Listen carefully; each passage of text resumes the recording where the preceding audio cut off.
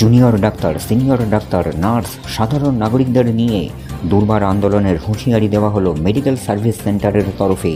কেন এমন হুঁশিয়ারি দেওয়া হলো, এই বিষয়টি নিয়ে 27শে মে মেডিকেল সার্ভিস সেন্টারের রাজ্য সম্পাদক ডাক্তার বিপ্লব চন্দ্র কী বললেন।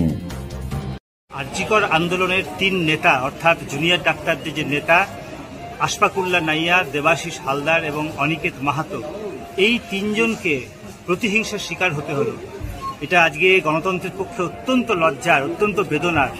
আজকে তারা মেরিটের বেসিসে এমডি এমএস পাশ করে যেখানে যেখানে তাদের অ্যালটমেন্ট হয়েছিল এসআরসিতে, সেই অ্যালটমেন্টে তাদের কাছে চিঠি আছে, তা সত্ত্বেও সরকার তাদেরকে একটা ভিক্টিমাইজ করলো, তাদেরকে অন্যত্র বিভিন্ন জেলায় তাদেরকে পাঠিয়ে দেওয়ার চক্রান্ত করলো। এটা অত্যন্ত অগণতান্ত্রিক এবং প্রতিহিংসা পরায়ণ মানসিকতা থেকে এটা সরকার করলো। আসলে এখানে এই যে একটা কাউন্সিলিং হলো, যে কাউন্সিলিং স্বাস্থ্য দপ্তরের স্বাস্থ্য ভবনের তত্ত্বাবধানে হলো, তাহলে সেটাকে সরকার মানল না। তাহলে ব্যাপারটা কি? ব্যাপারটা হচ্ছে সবটাই রাজনৈতিক উদ্দেশ্য প্রণোদিতভাবে কিন্তু এই বিষয়টা করলো, যে দেখানোর চেষ্টা হচ্ছে যে কেউ যদি পশ্চিমবঙ্গে অন্যায়ের বিরুদ্ধে কোনো প্রতিবাদ করে তাহলে তোমাদের অবস্থা ওই অনিকেত বা আশফাক বা দেবাশিসদের মতো হবে। এদের কাউন্সিলিং হয়ে গেছে আজকে 8ই এপ্রিল। আজকে এখনো পর্যন্ত এদের কাউন্সিলিং এর পরে যে এসআরশিপ শুরু হওয়ার কথা সেটা পর্যন্ত শুরু করেনি।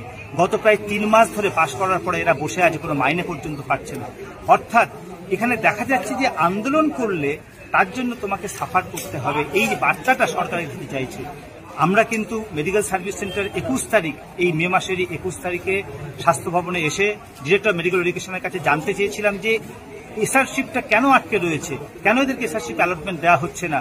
তখন উনি একটা কথা বলেছিলেন যে আমি কিছু জানি না। তাহলে ডিরেক্টর অফ মেডিকেল এডুকেশন কিছু জানেন না। তিনি একটা কথা বলেছিলেন, খুব অবাক কাণ্ড, যে সিএম নর্থ বেঙ্গল সফরে আছে, উনি ফিরলে সবকিছু হবে। তাহলে উনি ফিরেছেন, তাহলে ফিরে উনি সরকারি তার দপ্তরের সিদ্ধান্তকে, কাউন্সিলিংকে অস্বীকার করে তিনি একটা ভিক্টিমাইজেশনের মানসিকতা, ভিন্ডিকটিভনেস থেকে এদেরকে সরিয়ে এক একটা জায়গায় নিয়ে গেল।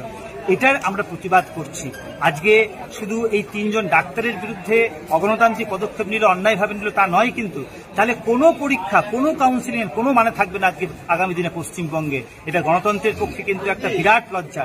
এর বিরুদ্ধে আমাদের ভয় পাওয়ার কোনো কারণ নেই, আমাদেরকে লড়তে হবে, প্রতিবাদে সামিল হতে হবে এবং সরকারকে আমরা বলছি যে অবিলম্বে এই অর্ডার উইথড্র করে নিন এবং তাদের যেখানে যেখানে কাউন্সিলিংয়ে মেরিটের ভিত্তিতে যেখানে যেখানে পাওয়ার কথা ছিল সেখানে যেন পায়।